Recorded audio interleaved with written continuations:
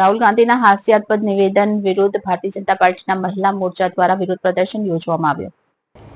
Police parade ground સામે ઈચ્છાનાથ મહાદેવ મંદિર નજીક યોજાયેલ વિરોધ પ્રદર્શનમાં મોટી સંખ્યામાં મહિલા કાર્યકરો એકત્ર થઈ હતી. વક્તાઓએ રાહુલ ગાંધી પર દેશની છબી ખરડાવવાનો પ્રયાસ કરવાનો આરોપ લગાવ્યો હતો અને તેમની માનસિકતાને કોંગ્રેસની પરંપરાગત વિચારધારા ગણાવી હતી. ભાજપ મહિલા મોરચા પ્રદેશ અધ્યક્ષાએ જણાવ્યું હતું કે રાહુલ ગાંધીએ ફરી એકવાર ભારત વિરોધી માનસિકતા દર્શાવી છે. ભારત વિશ્વગુરુ છે અને આવનાર સમયમાં વિશ્વની ત્રીજી સૌથી મોટી આર્થિક સત્તા બનવાની દિશામાં આગળ વધી રહ્યું છે. આવા સમયે દેશને હાસ્યાસ્પદ કહેવો એ કોંગ્રેસના પોલિટિકલ કાર્ડની નિષ્ફળતા દર્શાવે છે. તેમણે વધુમાં ઉમેર્યું કે રાહુલ ગાંધીએ દેશની જનતા પાસે માફી માંગવી જોઈએ, અન્યથા આવા વિરોધ પ્રદર્શન આગામી દિવસમાં વધુ તેજ બનાવવામાં આવશે.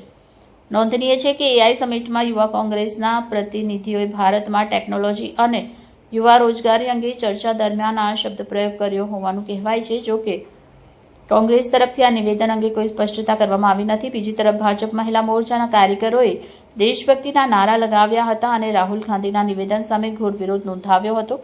પોલીસના કડક બંદોબસ્ત વચ્ચે આ ધરણા શાંતિપૂર્ણ રીતે યોજાયો હતો. અંજુબેન વેકરિયા, ગુજરાત પ્રદેશ મહિલા મોરચા અધ્યક્ષા. આજે અમે ધરણાના માધ્યમથી વિરોધ કરીએ છીએ. એઆઈ સબમિટની અંદર જે પ્રકારે કોંગ્રેસથી કાર્યકર્તાઓ અને રાહુલ ગાંધી દ્વારા જે વિરોધ કરવામાં આવ્યો છે, દેશની આ ગરિમાને જે પ્રકારે ઠેસ પહોંચાડવામાં આવી છે, આંતરરાષ્ટ્રીય દેશના પ્રમુખો હોય, વિશ્વએ જ્યારે આ એઆઈની એક પ્રેરણા લીધી હોય અને સ્વીકૃતિ આપી હોય અને આજે હિન્દુસ્તાન, આપણો ભારત દેશના યશસ્વી વડાપ્રધાન જે પ્રકારે ભારતની એક અલગ ઓળખ ઊભી કરી રહ્યા છે, ત્યારે આ સબમિટની અંદર અપમાનજનક કૃત્ય કરી અને એક સબમિટની અંદર અમારી મહિલાઓ હતી જે પ્રકારનો એમને વિરોધ કર્યો.